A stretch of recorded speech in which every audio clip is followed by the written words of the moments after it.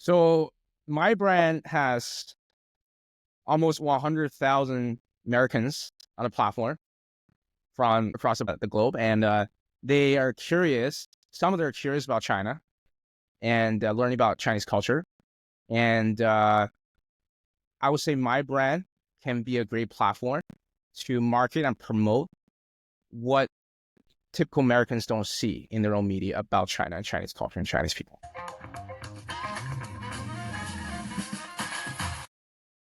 Welcome to another great episode of Dre and Smiley, The Inner Circle. Dre, life is so amazing. The other day, I was like, what's going on now? All of a sudden, it was like, go to Red Note. I'm like, what is Red Note? I go to Red Note and I find all these Americans on Red Note, and I see people learning how to speak Chinese. Ni hao ma. I started learning myself, Dre, and then all of a sudden I Right. see all these cool people. I mean, everyone's so welcoming, everyone's so friendly.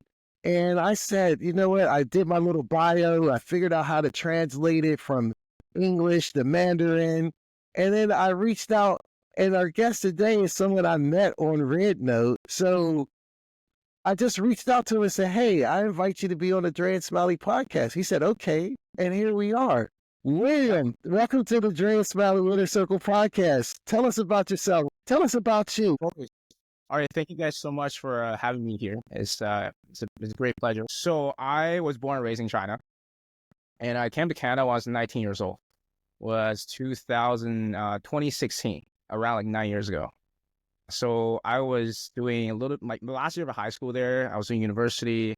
After I graduated, I worked there for around 3-4 years, and I recently just moved back to China.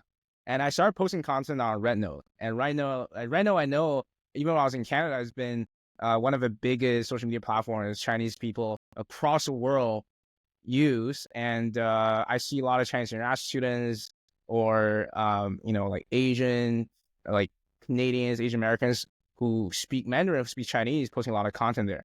So I posted content on the platform back when I was in Canada, but it was not consistent. But when I came back to China, I wanted to just share more perspectives, to just bring more fresh ideas into the Chinese market. So my initial thought was actually to make content to the Chinese people, to talk about my Canadian experiences. But it was actually crazy.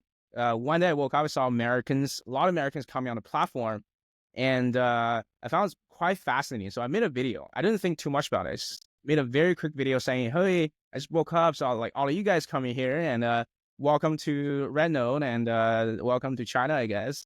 And you guys should really take advantage of this opportunity. You guys want to be popular in China. Yeah, so I didn't overthink about a video, and I just went to bed right afterwards. And next day I woke up, I saw my follower count went from 500 to 2,000. So that was really huge to me. It's like, damn, yeah, it's like follower count is times 4. So I had to Yeah. make another video to appreciate all the new following. So I made a second video saying, oh, thank you guys for all the support. It means a lot to me. Like, I'm going to make more content. Boom, that video also went viral. And now I'm sitting at over 100K followers just within less than 2 Wow. weeks. Yeah, Less than 2 weeks. less than 2 weeks.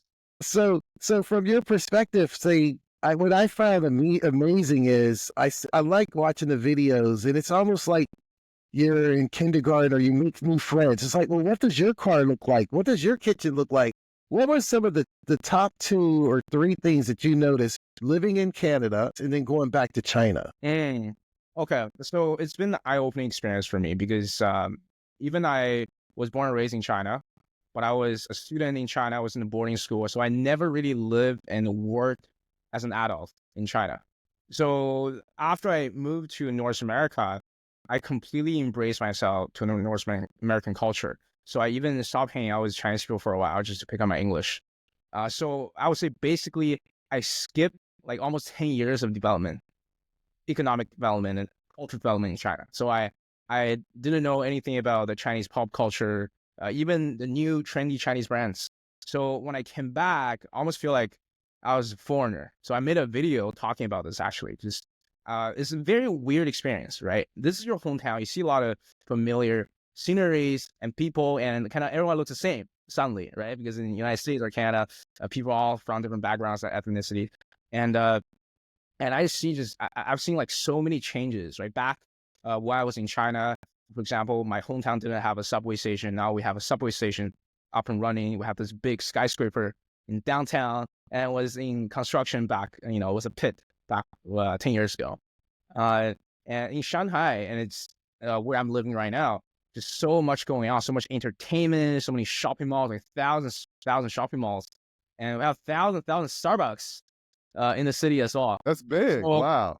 just so much every day, I experience so much dopamine, and so those are the good parts, right? Those are the good things. But at the same time, I do feel a little bit of a culture shock in terms of people's aura and energy, because I think in North America, we grew up in this very kind of the spirit of freedom, this innovation, right? This almost delusional level of confidence. We just feel like we can do whatever we want in life. We can pursue our passions, our goals. If we have a goal, bam, we can just get up and start working on it. But in China, I feel like a lot of people, they're restricted to this very limiting beliefs on what they are capable of in the society, just because, first of all, China has a lot of people, billions of people, and competition is crazy. So I have this word called 内卷, it means like crazy toxic internal competition, right? So a lot of people, I just feel a lot of negativity among people. Like, despite the fact that the city is amazing, the country is amazing. And so far, that's how I feel. I've been back only for like 3 months. So I'm still kind of relearning my culture and relearning about the country. Yeah. Yeah, makes sense. Yeah, it's interesting. I lived in different countries as well, and there's that culture shock experience, right? Right. When you're going from one culture to another. It's just having to readjust. So I can definitely appreciate what that must be like for you. In terms of being what I would consider you definitely a social influencer, right? So in terms of being a social media influencer, tell me what are some of the challenges that come along with that? It sounds like you had a pretty rapid growth.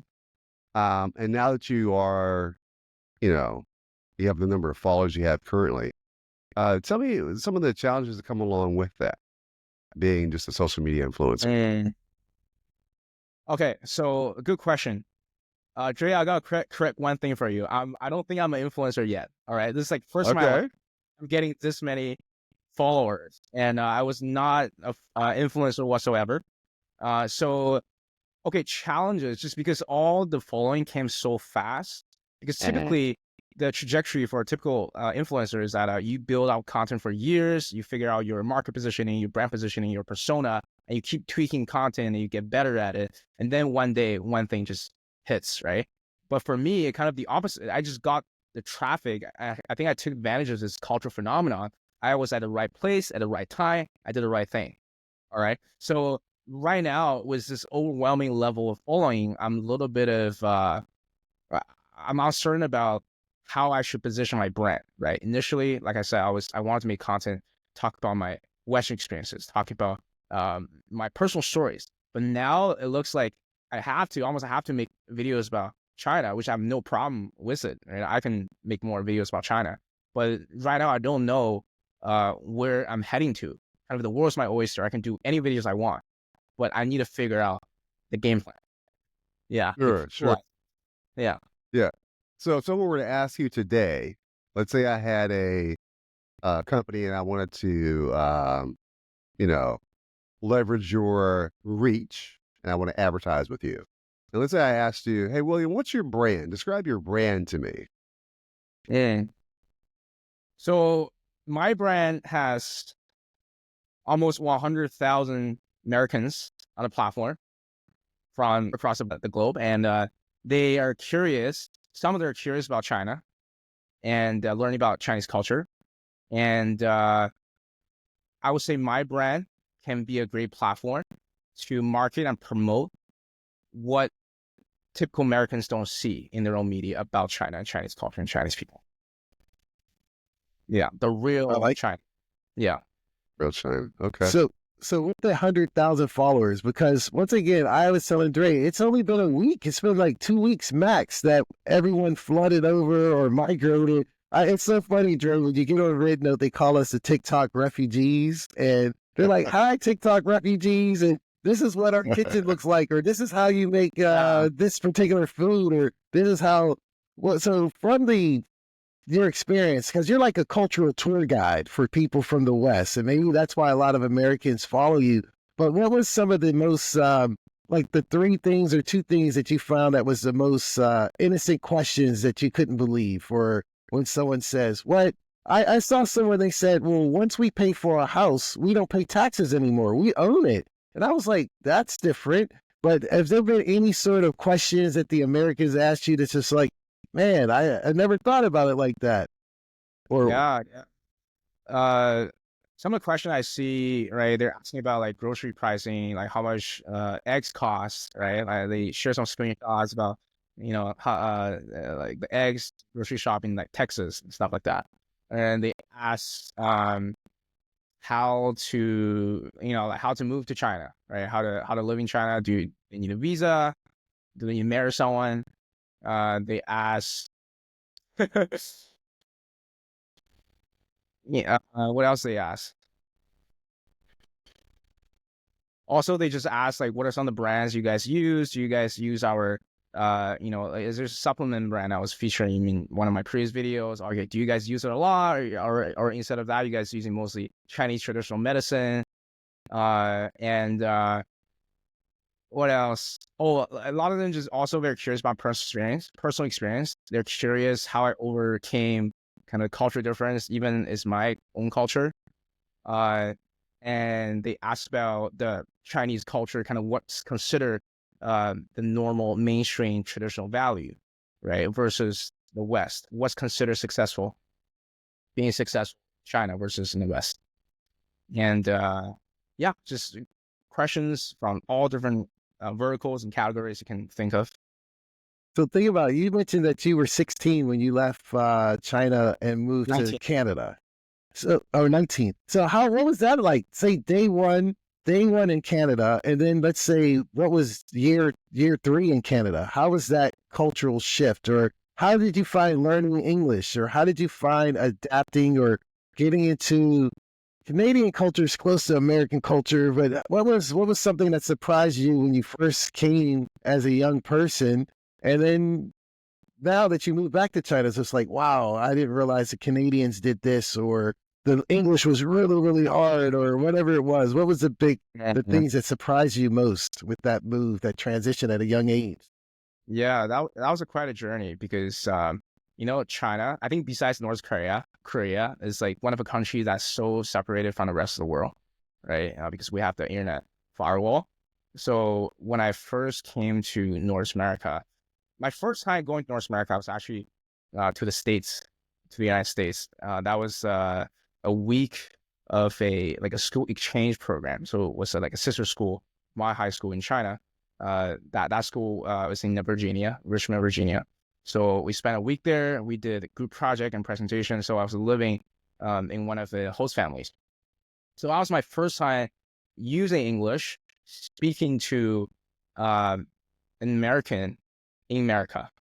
So first I use English as a language instead of like a school subject because in China we have English education, but we treat it as a school subject. We teach English like how you would teach math, right? Just grammar rules, memorizing vocabulary, and no speaking, no listening, no writing. That's for most cases in China, right? So it's kind of funny because my English is actually my worst subject back when I was at school. Yeah, but my pronunciation is good. I think I might be naturally gifted with pronunciation. But my grades were so shit with English. Yeah, Uh, uh, but after I visited the United States for the first time, that experience fundamentally changed my life just because I found it so fascinating to be able to use a new language to communicate it with people from across the world.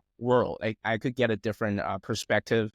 I learned so much from that one trip. I was looking at how American students interact with each other during school projects, during presentations. Are way more proactive on uh, doing kind of initiating new projects, bringing up new ideas. The brainstorming session was really fascinating to me, and they seem more confident. On the other hand, Chinese people from our group, they seem to be a little bit more timid because it's very natural if you really think about how China um, educates its students, it's a very homogenous society where everyone is expected to perform the same, to excel at schools and kind of all subjects, and we don't typically encourage people standing out or raising out different voices. So that was really kind of fresh air for me as someone who was living in China for the majority of my life. And I got so much motivation for my English. I remember the moment I went home, I just picked up this English book, a Stephen King book. It was so hard to read for me. So a Which one new was it? uh, Fujo. like Under the Dome. Under the Dome is not Okay. a very good one. I watched the TV show. There's like invisible dome just from the heaven, cutting out people's limbs and stuff. I really. Steve, that's Stephen King. That's Stephen Yes, it King. is. Yeah, it was like quite a jump for my level at Yeah. the time, right? But I got so much motivation, and I wanted to just leave China ASAP, right? I wanted to learn about different culture. So at the time, my initial plan was actually to study in the United States because I was at the foreign language school at the time. So all the students were expected to study abroad. But I had my family members, some relatives living in Canada. Also, tuition in Canada is cheaper. So okay, let's just go to Canada. At the time, I had another plan just because Canada at the time had a immigration program in the Quebec province. You just have to learn French, you get to B2 level, and you can have a shortcut and immigrate. So I was thinking maybe I can get my PR, permanent residency there, and then go to university, so I'll cut my tuition by a lot. So that was my initial game plan. So I flew over there, and my mindset shifted so quickly after I landed in Canada. And I just felt for the longest time being suppressing myself, like who I really was. I feel like I wasn't able to communicate my thoughts, my ADHD tendencies with the Chinese environment. So when I was in Canada, the first few months, I was feeling very free. I feel like I was a baby, like a newborn baby. I could do whatever I want. I could, my life just restarted. I could become scientist, entrepreneur, I could be an actor, whatever I wanted. And I just, avoided hanging out with Chinese students. I was going to bars, events, like English corners where people practice their language skill, to meeting new people.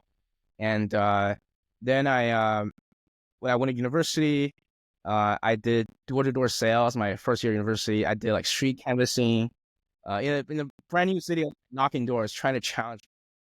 Yeah, Wow. I was feeling Wow. great. Even though it was challenging, I Yeah. was feeling, yeah. I was that experience gave me so much confidence to talk to strangers, meeting new people. And my second year university, that summer, I was doing street canvassing. It's similar to door to door. Just stop people on streets and asking for their credit card number, putting out a piece of paper for donations. I was actually I was the number one rep of the organization. Yeah, Wow. because I Wow. just never stopped. It's a very Yeah. very hot summer, so a lot of people, they just couldn't keep repeating the same thing like over and over again. So I just stood there. I just never left. I was What's interesting as you share that story, William? What's just Yeah. interesting to me as you share that, a couple things come to mind. One is that you jumped right in terms of experiencing this new culture, right? One of your motivations, it sounds like, was to improve your English skills, right? Mhm. So you didn't see it as an obstacle, you saw it as an opportunity. And Yeah. so much so that you excelled, like you just said, in the role you had doing sales and canvassing. Something else that stands out to me is that you had a wealth of experiences, new and different experiences, that I can see now you allow you to create no shortage of content opportunities Yeah. for Yeah. your channel. And so when you think about that, because I imagine that's kind of just how you approach life. You just dive in, right? Which is a great way to you seize the day, right? Carpe diem. So as you think about that, how do you go about choosing the content, right? Because you had that one set of content that blew up, but you want to keep variety in there so people keep coming back because they don't want to see the same thing all the time. They Yeah. want to see it's got to be a common thread, but you Mhm. want to keep it fresh. How do you go about deciding what content from your life that you put into your channel? Yeah, yeah. So in terms of content production, so I have some friends, including my girlfriend, is in content, and so I know in general there are two different schools of thoughts. One is like you pick like one niche, one angle, and you just double down on it, especially in terms of short form video content. And also, and then there's another way: just stay to your true core, keep making video you like to watch or you like to make. Your follower count might not pick up as quickly, but slowly, you're gonna build a more solid base. And for my Red Note account, so far a lot of Americans came in, one for the novelty, for the hype, right? Some of them actually interested. So I don't want to get um, affected. I don't want to forget what truly matters to me. I don't want to get blinded by the hype, right? So I still want to stay true to my core because that's the only way I can keep doing what I'm doing. Because otherwise, if I just doing things other people like to watch, eventually I get frustrated if the content doesn't perform, right? Because then it becomes more outcome oriented, right? If I don't get the outcome I was looking for, then I would just give up earlier. Yeah. Yeah, that makes sense. Here's this is another question. This is a bit more complex. Excuse me. So, and one side of the coin is being a content creator, create good content with the goal of, reaching a larger number of people, right? Kind of, that's kind of the primary goal. Obviously, the content needs to be good in order to achieve that. The other side of that coin, you mentioned earlier a dopamine hit, being there in Shanghai with all the lights and everything going on. Some people argue that social media, right, especially for Yeah. younger children, Yeah. it's designed in such a way where, it gets people to kind of just get sucked into this vortex where they're just spending their days scrolling. And there's this dopamine rush where if you're without it for a period, there's this, this uh, depression some people have. Yeah. Yeah. Thoughts on how to balance that, right? So in one sense, this is who you are and what you do, media. But what are your thoughts on how social media has the ability, not for everyone, some people have control. What are your thoughts on how social media has the ability to, you know, create people who can't, they have no Self-control. motivation to live their life except to spend their days doing that. Do you understand? Does that make sense? Yeah. Yeah. I see what you mean. Kind of Yeah. consumers versus creator. Yeah. So Yeah. I think my mindset on it, I almost have this very jaded mindset. I feel like you're either a consumer, either you're a creator or you're a consumer, right? Because I have been a consumer, and I know the harm and downside of consuming social media content excessively. So I'm trying to be Yeah. mindful about it, and trying to stay as present as possible. So I think creating content is one very effective way to force myself to stay present because I have to be creative. I can't just be always scrolling, right? And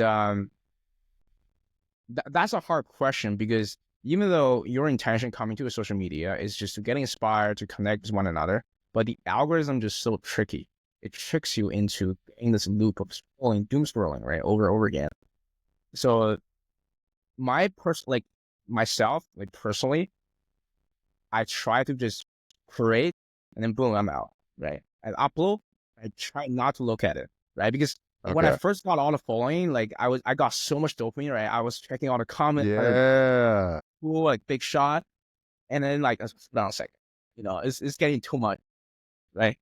Um, but it doesn't mean that I still try my best. Like if I see people, I still read my comments, right? Especially comments are interesting. I still try to reply.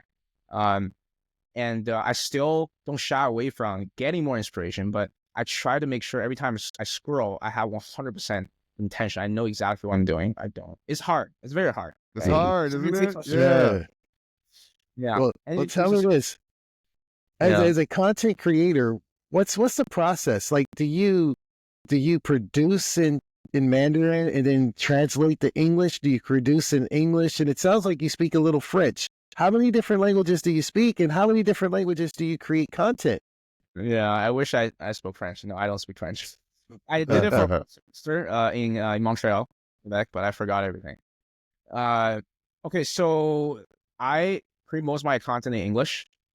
So initially, I was thinking maybe I should just do content in Chinese, right? Because I'm in China, in Chinese social media, but I feel like I want to be able to stand out, right? Because there's so many people speaking Chinese in China. So I want to be able to grab people's attention right off the bat, right? The quickest way to do it is to speak English. But I know speaking English, creating English content in China can potentially be controversial, right? Because I feel like some Chinese people have this mindset, just like, we're Chinese, right? We're the best country. They have this like patriotism, right? But insecurity bearing under the patriotism as well, right? They still think Western countries are subconsciously feel like they're ahead, right? They're way more civilized, but they want to put up this front of patriotism, right? So then they'll blame other people trying to be different. That's how I feel so far. So far, I get some negative comments from Chinese, not Americans, for some reasons. Yeah. Yeah, so I do my content right now in English, but I make sure I put on subtitles most of the time. But putting on Chinese subtitles is the most consuming part, content creation. Yeah, for me so far. Are you using like chat? Like when I do my my translation, I write it in English. I go to Chat GPT.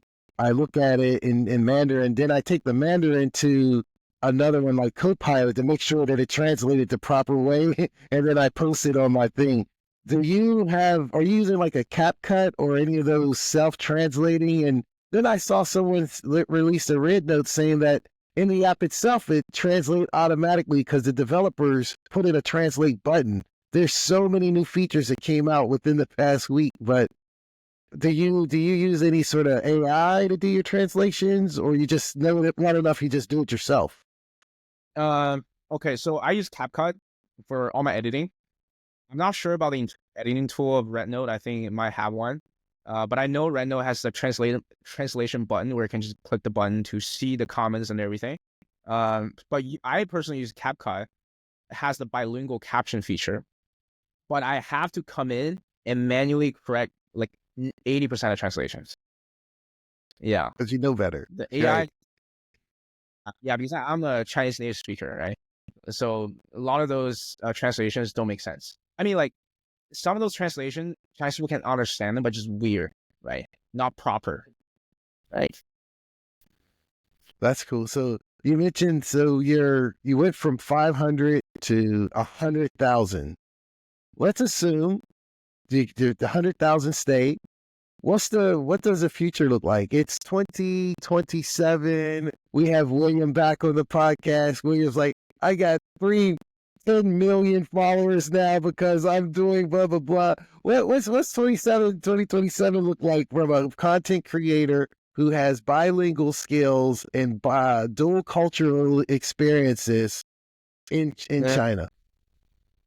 Wow. So I want to take it to the moon, man. I want to make it big. So I don't want to limit myself to one type of content. I want my content to represent my spirit, kind of my way of doing things. Like Richard Branson, the Virgin Group, right? Yeah. He started businesses, but even those businesses are all related, but they represent his spirit. Like, he's kind of my role model in that regard. So I want to document my journey because I'm still not sure if I'm going to stay in China or not. So far, things are picking up. I see more opportunities unfolded, but I'm not exactly sure. I might change my mind. I might move back to Canada. Who knows? Or travel around the world. But it doesn't matter where I go. I want to keep documenting my journey and share my stories because I believe in self-expressions. I think this is the number one skill for at the age of AI, especially when AI is like automations are taking over most of the tasks. So I want to inspire a lot of people, especially people in China, that they don't have to have those limiting beliefs. They can live however the way they want. Can be a crazy lifestyle, can be a lifestyle that's seemingly controversial in the eyes of others. And And I want to present Chinese cultures in a new way, because even though I travel around the world, because I'm still Chinese, I still want to keep talking about my culture. It might not be the majority of my content, could be 30%, could be 20%, could be 40%, who knows? But I do want to promote Chinese culture in a way that's cool, that's badass, instead of just, the traditional. Hey, you say badass. I was scrolling on the Red Note, and there was this rap group, Chinese rap group, that was talking about a song made in China. It was such a cool beat. I was like, man, I gotta find it for you, Dre. It was, the whole hit was made in China, and they just had a couple rap songs, and then it says made in China with their verse. That was super cool. Yeah, I'm fascinated. I feel like I'm a spy. I'm on the outside of the dome looking in, just looking at everyone doing what they're doing, and I'm just like so intrigued. But back to the content creation. I found you on Red Note, but you're on Instagram. Are you on other global, let's say there's an app in Italy or an app in Ghana or Africa, Nigeria. Are you promoting your content on just Red Note, TikTok, Instagram, or are you on other like New Zealand apps? Or I didn't even think about it until Red Note, that different cultures would have their own app that you can just go up against the whole world. Are you just, where are you? Okay, to be honest, I'd rather have 100K followers on YouTube. I can just like monetize. Okay. Why is that? It'll be like US dollars and just. Okay, so honestly, Reno has a limitation still because it's a Chinese app. And when it's a Chinese app, it does involve a lot of censorship. Maybe a lot of Americans haven't felt that yet, but there's a lot of censorship in the app. A lot of things you cannot talk about. And it's not like I want to talk about those things. But I do feel a little bit limited, right? For example, you cannot direct your traffic to any external platform. You cannot say, hey, I have an Instagram, so I'll go follow me on Instagram. You might get banned or shadow banned, right? Or you cannot add your link or link tree or OnlyFans link, on the bio. You can't do it instantly. So yeah, I want to be on all platforms. I'm currently, so my Instagram is still pretty personal, just my friends, and I try to post more content, but not as much as other platforms. Instagram, YouTube, TikTok, even if it gets banned, I still want to keep posting there. Right now, like on Red Note, yeah, like the major Western platforms, I'm all there. Yeah, at Red Note. Awesome. Same username, yeah. So, well, before we go into Final Four, are there any questions that we should have asked you, or anything that we should have, like, do you want to promote a book, a movie you're writing, or any sort of thing that we didn't ask you that you wanted to talk about with our listeners before we go into Final Four? Yeah. How can they find you on social media? Sorry? How can they find you on social media? You can search my username is William and YJ, letter YJ, and my last name WANG. So William YJ WANG. You can search, if you search on Google, you should be able to find YouTube, Instagram, and I'm not sure you can have Reno, but you can find all the platforms. But it's the same username for all platforms. Yeah. Mm-hmm. Yeah. And the thing that we didn't ask you that we should have asked you? I guess maybe we're gonna bring it up from one of your questions you're about to ask me. Just I did go through like a few different major career shifts over the past few years, quite drastic ones actually. I went from I was doing like project management for a while, and I jumped to sales because I wanted to further challenge myself. So I did cold calling. I was working for an American company actually.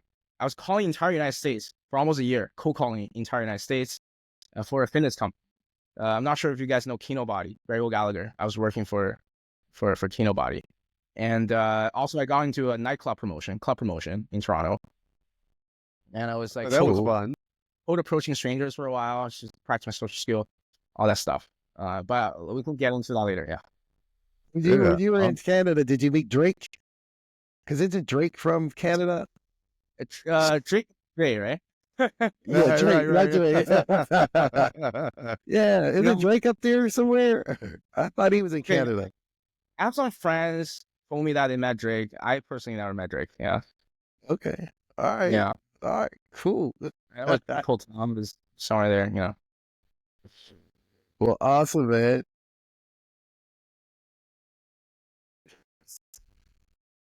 First Final Four. Well, what is the biggest risk you've ever taken, and why was that a big risk for you? Okay, that brings me to the stuff I was telling you about. Uh, I was gonna say coming to Canada, but I feel like it wasn't really a risk, which is a good experience overall. So I would say my biggest risk was moving from Halifax, Nova Scotia to Toronto on a whim and changing my career simultaneously, ditching all the comfort, I would say. So it was around like a little bit more than 2 years ago. At the time, I was working as a product manager in Halifax, and I had a stable relationship, a stable group of friends, and internally, I was feeling not as fulfilled. I wasn't feeling I was challenged enough because I was a junior product manager, and the company didn't give me like a lot of big projects to work on.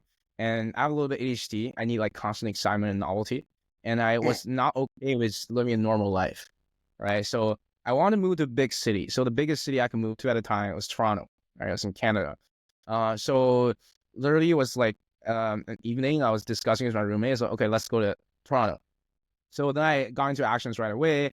I broke up with my girlfriend at the time, and I just sublisted subletted my apartment, and I drove all the way from Halifax to Toronto. And at the same time, I transitioned to sales, from project management to sales. A lot of people are asking me, why would you do that? A lot of people want to be project management or product management.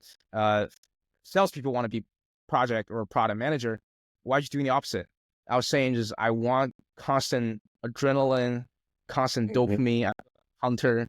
Also want to further improve my communication skill. Also, I believe sales is one of the most important skills anyone should possess. So I got into tech sales. I went through a tech sales boot camp. It's called Uvaro. But I didn't get into tech sales right after. I actually got into a commission only sales gig for this fitness brand. One of the biggest fitness brands out there. It's Kinobody. The founder lives in Toronto. His name is Gregor Gallagher. So I was working under his high ticket sales team. And my job initially was a cold caller, was a sales rep, or we call it setter. So I was just calling the entire United States, mostly dudes, mostly guys, right? Just pitching them about our fitness programs and selling them coaching, basically. And I got promoted as a sales operation manager afterwards because I was one of the top reps. So that was very risky for me because, first of all, Toronto, the rent, like living there, way higher than Halifax, but my salary wasn't. And I changed to a commission only sales role. So if I didn't make any sales, I didn't get paid, right? So You don't there were kill, you don't moments eat. my Yeah. bank account was hitting. I couldn't. I didn't know how I was gonna pay rent, right? But I was feeling so alive at the moment. Simultaneously, with a lot of anxiety, right? But I always pull through last second. Always like big deal came through, I paid my rent somehow. Yeah. Okay. And then I started approaching strangers on streets. It might be a little bit controversial, but I was trying to get more confident with women, because I met my previous girlfriend on dating app. I wasn't happy with it. So I was, picking up girls on streets for a while in the mall or going to nightclubs. I had some insecurity going to nightclub back when I was in Halifax. So I was trying to overcome my insecurity going to nightclubs. So I kept going, and I became a club promoter for a while. I was running my teams. Yeah, Wow. so I would say that was the biggest risk because that was, financial risk, career risk because I didn't know what I was doing. I just took, basically it was a leap of faith. Yeah. Yeah. Wow, Love it. that's Love it. amazing. That's inspirational. I like that. Yeah. Yeah. Who's somebody you would trade places with for 24 hours and why? And it might sound a little bit cliche. I was gonna say Elon Musk. The reason being is that I think one of my motivators of trying to be successful is that I do see people at the upper echelon of society. They see things, they see the world fundamentally differently, right? The problems they're solving are different. The things they worry about are different. They will not worry about those trivial, like small things, and their life just way faster, right? And Elon Musk is operating multiple, like huge companies at the same time, and for normal people, it's impossible, close to impossible. And I just want to see his view of a world, right? How he operates a lot of different things, and how fast life is. And I think ultimately I want to get to a level where I can experience throughout my lifetime, I want to experience a full range of human emotions, right? Anxiety, fear, excitement, happy, joyful, and everything. So I want to experience that feeling, right? You can solve big problems. You can solve problems that can impact humanity. So that's the one part that really fascinates me. So I want to get to that position. If I get to, or for one day, I want to see, how that feels like.